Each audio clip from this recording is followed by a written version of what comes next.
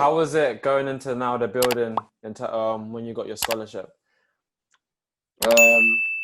Yeah, it was good. Like obviously, like because of my scholarship, I got a few. No, at under 16, I got like a little taste of what it's like in and around the building.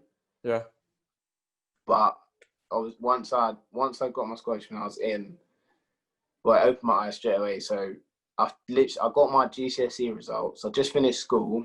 I got my GCSE results. And no. Actually, I just finished school, and I was in. I had my last day on like the Friday, my last exam, and I was in to train on the Monday. So I I didn't think I even had get. the same thing. Yeah.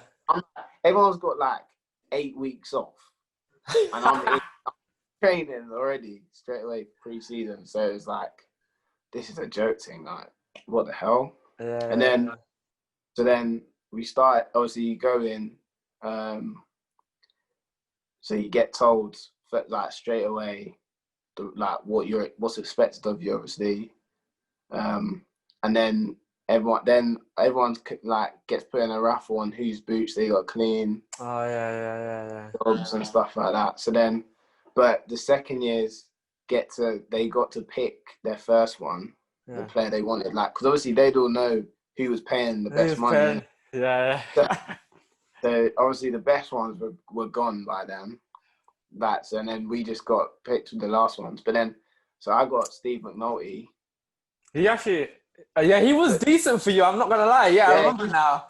He was good for me. Like he gave me like 2 or 3 pairs of boots, paid me well, like tipped me, and also, especially him being the captain and that, like it was good. It was good for me because obviously I was the captain of our team, but he also like where other kids would get. Like where he would get onto them and stuff, he would like sort of more arm around me, like look after me kind of thing. So if any of the first team anyone would give me problems, he'd have my back. Yeah. So he was really good to me. And then I had Jim Stevenson as well. No, he wasn't too bad as well. But yeah, he was a good guy as well. Like one of the hardest workers I've seen. Mad. And then, so then obviously in the building, but it was a bit, so what it was for me then compared to like when Nathan Jones came in, it was a lot, like I think that felt like we were like the last, I think I was like the last age of like the old school. Oh, okay. I was about to ask you, like, is it still the same now or what? No. So like even when I was a second year, like, especially by the time John Stewart left around Christmas, it was a lot different. Like Nathan Jones sort of modernized the whole sort of structure of the team and the club by then. Whereas like it was a lot of a different style with John Still and Hakan and Terry. Yeah. Like they like the whole environment and stuff was all very like just like I'd just say like old school sort of thing, really. Yeah. And like the youth, like the things like, and the youth team was getting way more. Like we had so many jobs when I was in my first year. Like we were cleaning dishes, we were cleaning the building, like everything. And then but when I went to second year, like we weren't allowed to do some of the things we were doing before, like just because of like the PFA and things like that. So Swear. Yeah, so some of the jobs we were given to do before in my first year, we weren't even allowed to do in my second year, like washing dishes. Like we weren't allowed to do that. Like, and also a few of the players got ill, I think. So, Probably that did happen. So, and then like there was other little things where like the rules just changed, and like the old school thing, like you couldn't do that. Like some of the things where it would be like some of the things people would say and things like that, like people were starting to like get a lot stricter on like the comments people would make about different things, where others would joke about it in the past and stuff like that. Oh, sure. But so like I definitely think like my age group was like the last age group to get the old school sort of thing at Luton anyway. Yeah. I don't know other clubs, but it was good for me because it just opened my eyes to both sides of it. So But I think that sort of makeup and mentality at the time and culture around the club just prepared me even more to be ready for the men's game. So Yeah. I think it was on my second day of training, I got called up to train with the first team when I was a first year scholar. Yeah, They yeah. needed a defender just for like an 8v8 or something. And I went up there, and I did quite well. And then I sort of ended up getting asked quite often to do like just to fill in when they needed filling in. But obviously, I was still mainly training Yeah. with the youth and stuff like How that. did you find the level when you were obviously making that jump? Because I know, especially because I was in the era of Buckle and John Still, and they used to do that quite often if they were like setting up for like a certain formation, for instance. Yeah, I wanted like actually my year when I think it's Paul Buckle. Do you remember him or no? yeah. So like what he used to do. But I remember him. Yeah, what he used to do is like most Fridays, he would get us youth team to play against the first team, but we would do the shape of the team. That's thing. So Okay. No, John still never got us to do that. To be fair, yeah, like we never got to do that. But in my second year, because we were so good, like our team was so good that year, we felt like I think we all wanted to play the first team. We yeah, felt that like we were on such a roll. We felt that good that we wanted to actually have the opportunity to play the first team. damn. But obviously, like looking back now, we were just kids, really. But at the time, honestly, we were smoking our league. It was just like we just wanted that chance to see what we'd be like against first team. Yeah, But yeah, what? definitely. So like, sorry, back to your question. Like the jump to the first team was definitely a lot different. Like you'd go. So for example, like I'd come to training when I'm training with the youth team, I come to training. I'm not thinking. They might sound a bit bad, but like I'm not thinking I need to train well today. Like Yeah, yeah, I'm just thinking I know what you're about saying. training. Do you know what I mean? Like I'm not feeling under any pressure. I'm just training with my teammates, wherever. We're all similar age, and when you go from training with the youth team where you're one of the better players to going to the first team and like you're one of the worst players in the first team, then like you've gone from just two completely opposite scales like straight Yeah. away, and it's like it's a lot different. So then I'd be going into training. Then I was like, especially at the start when I didn't know, because I'd be chucked in and out. So then I would every day though I'd go to training thinking I could be training first team today, and it's felt like a game for me. So For real. so then like I'm going in and it's like I need to train well today because like if I don't, like the players are gonna get onto me, the manager's gonna get onto me, and like it's just ruthless. And Yeah. it's even like it's a bit bad to say, but even like in football, like it seems a lot. Unless you've been together a long time, if a new player joins you and he's not good at football, people don't like you. Yeah, it's Like, facts. it's that real. It's that real. If you're a bad player, no one wants you on their team. That's true. And they'll let you know that as well. Yeah, they'll let you know. Like they'll be picking the teams. Like you'll hear someone's name and they'll be like, or like, or you know what it's like. Or two people will talk and it's like they'll be like, fucking hell, we got this good team. But it's like it's just like and it's just bad. So Yeah. so you don't want to be that. And I know that especially at the start for me, that the standard of like a possession at It's that mad. level Yeah, to yeah, yeah. the jump was big. And I know at the start I definitely struggled. Like I worked hard and got about tried to keep it as simple as possible just because like I realized early on like just keep it simple. Whoever's on my team that I saw, they're getting the ball. Like I'm not trying to do too much at the start because I'd try to do a few things and it was just like I'm not big enough, I'm not fast enough yet to be trying to do what I would do with the youth team. Yeah, yeah.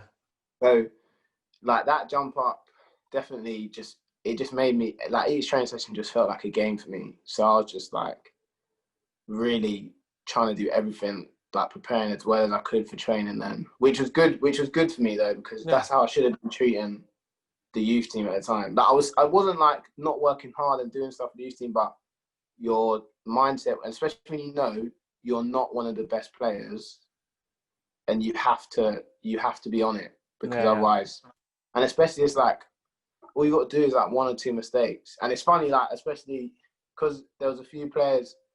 Obviously, once I got older, and some of the players that were in the first team then were still in there when I became a pro. And then once we got to know each other a lot more, we laughed about times. I remember one time where Ollie Lee, he was playing a game. He was out of the team, and I've come up to play, and we're both going for a ball, and he's called it as his, and I've called it as mine. It's just like a mix-up. Yeah. Like I've taken the ball, but then I've lost it, and then he's ballistic at me, and like really let me have it. But obviously, he's just also frustrated just because he's not in the team at the time. Yeah.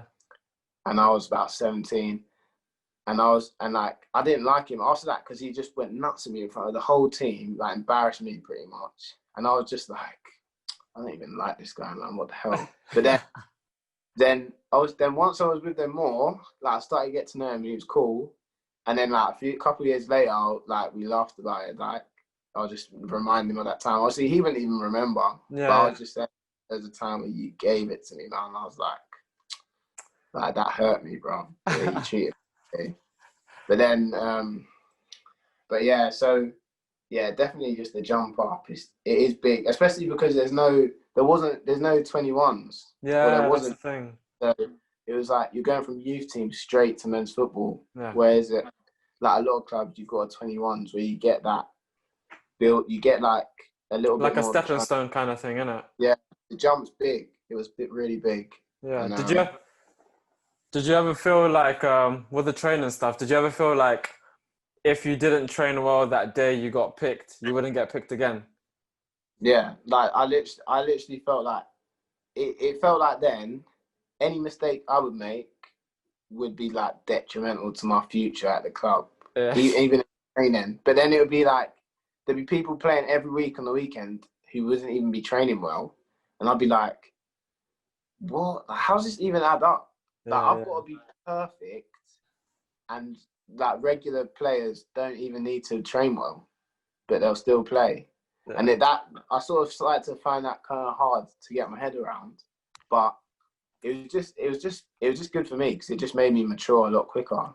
Like you had to mature early, and it helped me straight away. I needed to be able to take, like being told off and being told like come on, Frankie, like that's not good enough, sort of thing, from like pretty early age. So especially now for men's football, now me, like I know that's done me a world of good. And even like with coaches like John Still as well at the time, like he would definitely. Can you see me? Yeah, I can see it. It came off a little bit. Yeah. So even like managers like John Still, like it didn't matter what age you were. Like if you weren't doing something right, you were being treated like a man, and that just made me like mature a lot earlier than others that might not have got that opportunity to train with the first team so early. No, for sure. And then obviously, like you and your team done very well in the second year, and most of you are obviously still playing now and continuing your careers. How did you find out about your pro, and like who did you tell first, and did you know it was coming, or what? Were you surprised at the time it came? No, I knew it was coming. Like, I definitely knew it was coming. It's probably not long into my second year, I thought I should be getting one this year, because especially in my first year, to be fair, the games were quite tough for me. Like I was playing every week, but it was quite tough, especially against second year strikers and stuff. Yeah.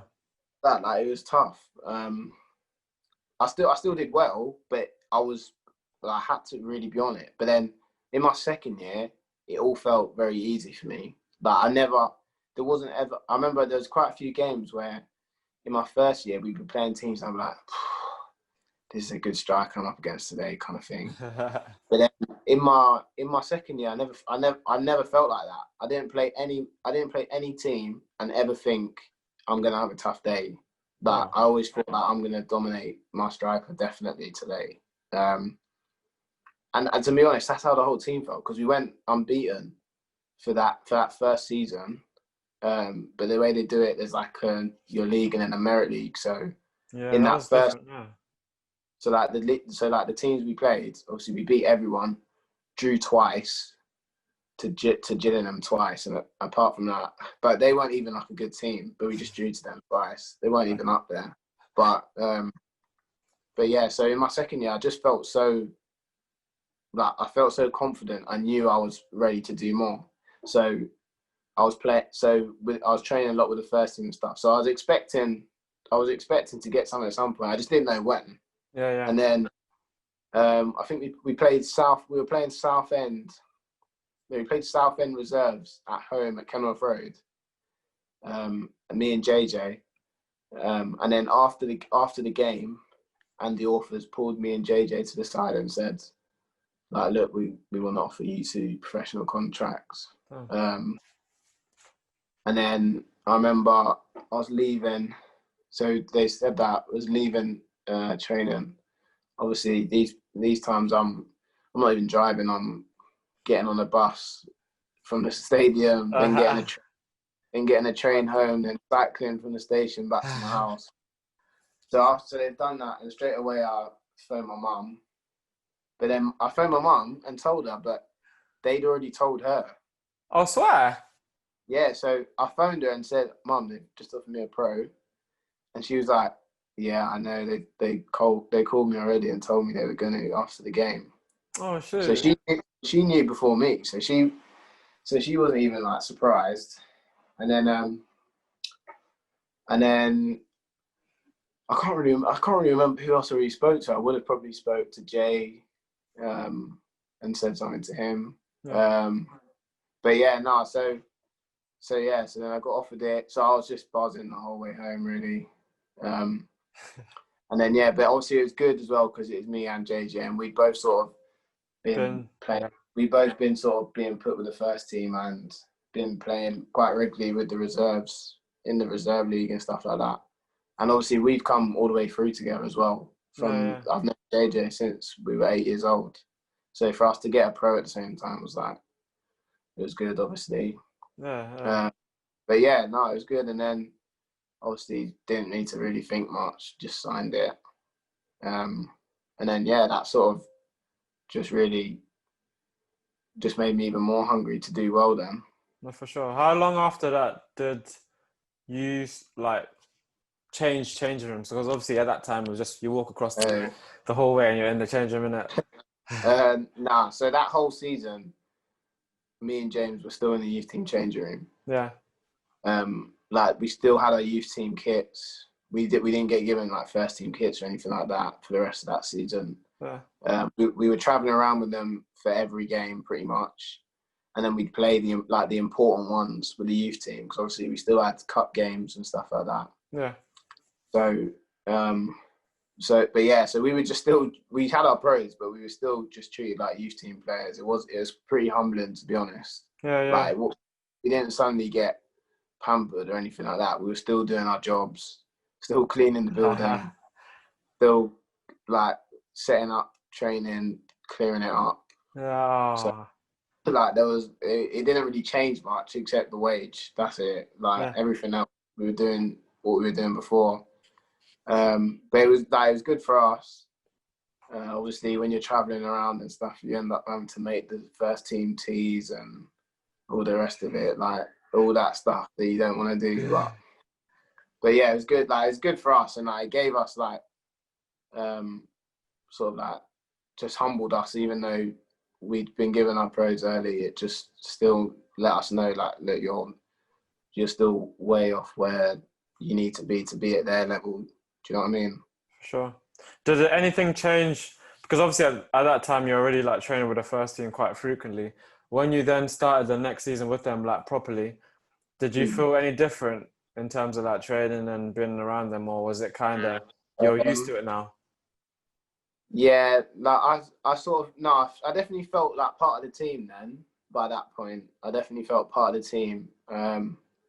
Sort of like the manager, obviously Nathan Jones, and the players at the time all made me feel like part of the team, and it was good because the players, like we had quite a new, like Nathan Jones brought in quite a few new players anyway Yeah. that season, the next season, which was like his first full season as manager. So by then there was quite a few new players, and it was quite good because I'd been there a while, so the new players were still getting to know the established pros and the young ones.